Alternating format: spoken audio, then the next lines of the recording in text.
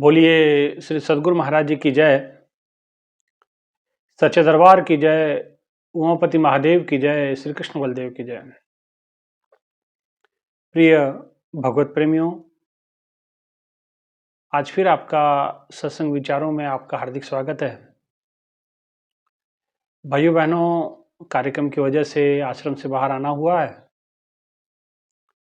और मौका भी नहीं लगता। बाहर आने के बाद फिर कार्यक्रम में व्यस्तता इतनी अधिक हो जाती है, लोगों का मिलना जुलना, आप लोगों के लिए वीडियो नहीं बना पाते हैं। आज मौका मिला है तो फिर आपके लिए वीडियो लेकर के आए हैं। भाइयों बहनों, सत्संग विचार बड़े मेहनत से आप तक पहुंचाए जाते हैं और आपसे भी यही उम्मीद रखी जाती है कि आप इन्हें सुने, समझें, अपने जीवन को ईश्वर के मार्ग पे समर्पित करें। क्योंकि जीवन का उद्देश्य, जीवन का महत्व तभी है जब इस जीवन में ईश्वर की प्राप्ति कर ईश्वर के मार्ग की ओर हम बढ़ जाएं। इसलिए महापुरुषों ने कहा, राम नाम एक अंक है, सब साधन है शून्य। क्योंकि जीवन के अंदर जितने भी साधन हैं उनको शून्य माना गया और प्रभु का नाम एकमात्र अंक लिया गया, माने उसकी अस्तित्व है, बाकी किसी का अस्तित्व स्थिर नहीं है। बाकी सब चीजें आएंगी जाएंगी, लेकिन एक ईश्वर है, ना आता है ना जाता है, वो सदा सदा रहता है। तो जीवन को साधनों के लिए समर्पित नहीं करना है, साधन संसाधनों के लिए नहीं, क्योंकि ये साधन सब शून्य है। महापुरुषों ने कहा, राम नाम एक अंक, सब साधन है शून्य। इसको इस तरीके से समझिए कि मान लीजिए कि आपका जन्म हुआ, आप शून्य हैं। आप थोड़े से बड़े हुए, बचपना आया, एक शून्य और जुड़ गया। बड़े हो गए, स्कूल जाने लग गए, मित्र संबंधी जुड़ गए, एक शून्य और जुड़ गया। जवान हुए, विवाह हुआ, एक शून्य और जुड़ गया। बच्चे हो गए, एक शून्य और जुड़ गया। नौकरी मिल गई, एक शून्य और जुड़ गया। धन जमीन जायदाद खरीद ली, उसमें शून्य पे शून्य आपने जोड़ते रहे। अब शून्य, चाहे आपने 1000 शून्य इकट्ठे कर लिए, 1000 जीरो इकट्ठे कर लिए, तो उसकी वैल्यू नहीं रहती। अब कोई आप कहे आपके पास कितने पैसे हैं, तो आप कहोगे कि 1000 है, 10,000 है, 20,000 है, जो भी आपके पास अमाउंट है आप उतना कहोगे। लेकिन आप ये नहीं कह सकते मेरे पास तो 100 शून्य मेरे जेब में रखे हुए हैं। भाई, शून्य चाहे लाखों हो, लेकिन शून्य शून्य होते हैं और शून्य से मल्टीप्लाई किसी को कर दीजिए, वो भी शून्य हो जाता है। तो आपका जीवन कुछ इस प्रकार से है कि प्रभु का नाम छोड़ के आपने जो भी साधन इकट्ठे किए वो सब शून्य है। और भी शून्य इकट्ठे करते जाइए, मल्टीप्लाई करते जाइए। आप 1 करोड़, लाखों, करोड़ों कमा लीजिए, चाहे आपने हजारों जमीनें खरीद ली, हजारों घर खरीद लिए, लेकिन शून्य गुना शून्य शून्य ही होगा। शून्य मल्टीप्लाई शून्य, zero multiply zero is equal to zero. इसीलिए आपको अगर मल्टीप्लाई करना ही है, अगर अपने आपको प्रभु के चरणों में एकाग्र करना है, तो कहते राम नाम एक अंक है, उसकी प्राप्ति एक अंक है, बाकी सब साधन शून्य। आपने जवानी से, बचपन से लेके जवानी बुढ़ापे तक शून्य पे शून्य इकट्ठा किए, लेकिन वो शून्य ही है। लेकिन इन सब शून्यों की कीमत कब हो जाती है, जरा समझें इसको। मान लीजिए किसी के पास 2 शून्य है और 2 शून्य के आगे 1 लगा दो तो 100 हो जाता है। 3 शून्य के आगे, 3 जीरो के आगे 1 लगा दो, 1000 हो जाता है। 4 के आगे लगा दो, ऐसे मल्टीप्लाई संख्या बढ़ते जाएगी। आप मान लीजिए आपने जिंदगी भर शून्य इकट्ठा किए, लेकिन उन शून्य के आगे 1 जुड़ गया। मल्टीप्लाई नहीं करना, इस बार योग करना है, प्लस करना है। और क्या योग करना है? जोड़ देना है। क्या जोड़ देना है? एक अंक जोड़ दीजिए और देखिए वो कितना गुना। 100 के आगे 1 जोड़ दो, 2 जीरो के आगे 1 जोड़ दो, 100 हो जाता है। 3 जीरो के आगे 1 जोड़ दो, 1000 हो जाता है। कितनी गुना उसकी वृद्धि हो जाती है। और वो जीरो आप अपने आप में कुछ नहीं है, लेकिन एक का संग करने के बाद उसमें भी कितना गुण आ जाता है, कितने उसकी संख्या में मल्टीपल वृद्धि हो जाती है एक अंक का कारण। इसलिए वो प्रभु का नाम एक अंक है, सब साधन है शून्य। इसके अलावा बाकी सब साधन क्या है? शून्य है। इसलिए भाइयों बहनों, ये जीवन बड़ा सुंदर है, इसको जीरो ना बनाए, इसमें एक अंक को प्राप्त करें। इसलिए विचार करें, जरा सोचें, क्या किया, क्या खोया, क्या पाया। जब से जहां में आया उसको भुला दिया है, लाया था साथ जो भी उसको गवा दिया है। अब नींद से उठा तो कुछ भी न साथ पाया। जरा सोच ले, क्या किया, क्या खोया, क्या पाया। विचार करें भाइयों बहनों, क्या लाया और क्या पाया, क्या खोया। क्या लाए? आप जानते हैं कि जब एक शिशु का जन्म होता है तो कहा जाता है कि हाथ उसका बंद होता है, मुट्ठी बंद होती है। कबीरदास जी कहते हैं, मुट्ठी बांधे जन्म लिया था, हाथ पसारे जाएंगे। माने जन्म आपने मुट्ठी बंद करके लिया था, हाथों में कुछ था। अब वैसे आंखों से देखा जाए तो आंखों से कुछ दिखाई नहीं देगा कि हाथों में कुछ नहीं था। नहीं, मुट्ठी बांधने का अर्थ कुछ तो लेके आए थे। और मुट्ठी बांधे जन्म लिया था, हाथ पसारे जाओगे, और हाथ पसार के जा रहे हो। माने अब आपके हाथ में कुछ नहीं है, अब आप सब गवा के जा रहे। मुट्ठी बांधे जन्म का मतलब मुट्ठी में कुछ लेकर के आए थे। क्या थी? वो जीवन लेकर के आए थे आप, वो संभावना लेकर के आए थे, वो आप जीवन का वैशिष्ट वैभव लेकर के आए थे। एक अवसर आपके पास था, एक मौका आपके पास था जीवन को सुंदर बनाने का, सफल बनाने का, सार्थक करने का। लेकिन जीवन के साथ, जीवन की समाप्ति के साथ वो अवसर भी आपके हाथ से चला गया। मुट्ठी बांधने का अर्थ कुछ परमात्मा ने आपको दिया था, आपकी श्वासों की पूंजी आपके पास थी। उन पूंजी को आपने कहाँ इन्वेस्ट किया, कहाँ लगाया, ये महत्वपूर्ण होता है। इसलिए कहा, मुट्ठी बांधे जन्म लिया, हाथ पसारे जाओगे। सिकंदर का नाम आता है, सारी दुनिया को जीतना चाहता था, जीत जीत करके उस राज्य को अपने राज्य में मिला लेता, वहां अपना प्रतिनिधि छोड़ता, वहां के तिजोरियों की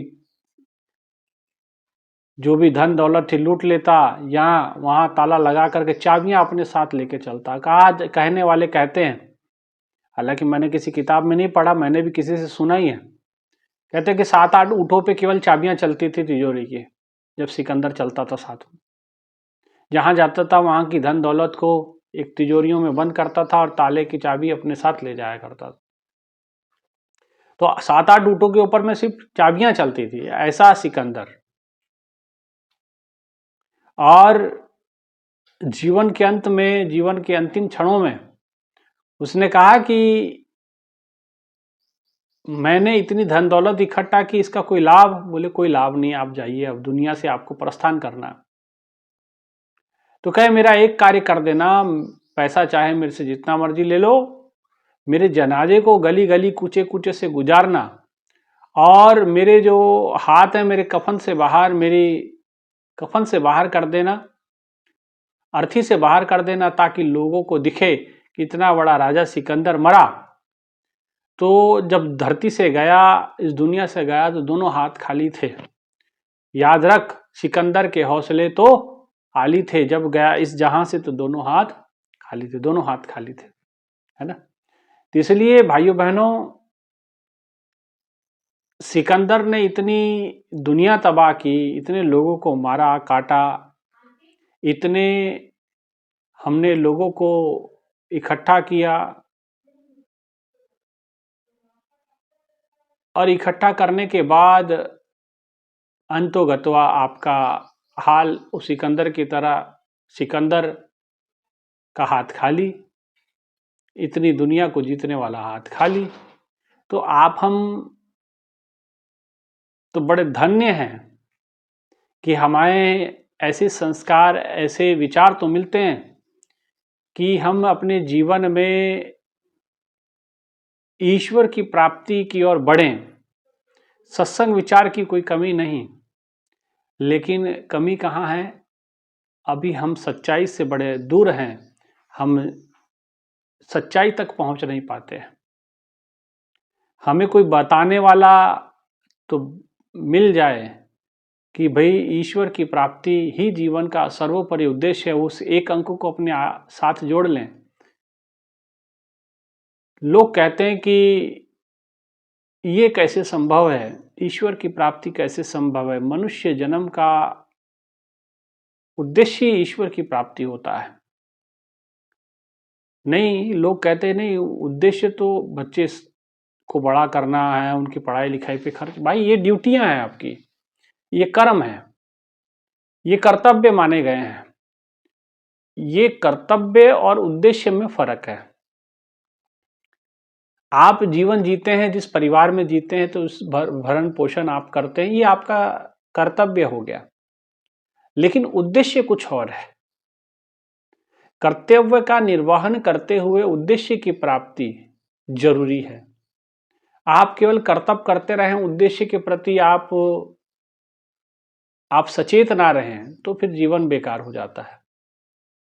जीवन का उद्देश्य और कर्तव्य में फर्क समझिए, और कर्तव्य को जीवन के उद्देश्य के साथ जोड़ लेंगे तो देखिए आपका जीना भी सार्थक हो जाएगा, सफल हो जाएगा। इसलिए भाइयों बहनों, कबीरदास जी कहते हैं मुट्ठी बांधे जन्म लिया। मुट्ठी बांध के आपने श्वासों की पूंजी परमात्मा ने दी आपको, लेकिन उस पूंजी को आपने लगाया कहाँ, गवाया कहाँ, क्या उससे क्या अर्निंग की, क्या कमाई की? भाई इसका तो हिसाब देना पड़ेगा ना। एक बाप है, पिता है, बच्चे को कुछ पैसा देता है कि जाओ बाजार से कुछ ले आओ। अब बाजार से कुछ लाने की बजाय वो क्या करता है, वहां जाके मौज मस्ती करता है, शराब पीता है, जो पैसा लेके गया था वो भी बर्बाद कर दे। तो पिता क्या खुश थोड़ी होगा। लेकिन एक पुत्र है जो पैसा लेके गया, कुछ जो बोला गया था वो सामान लेकर के आया, और 10 लोग मिल करके बैठ के परिवार में भोजन किए, तो पिता की प्रसन्नता यहाँ भी होगी।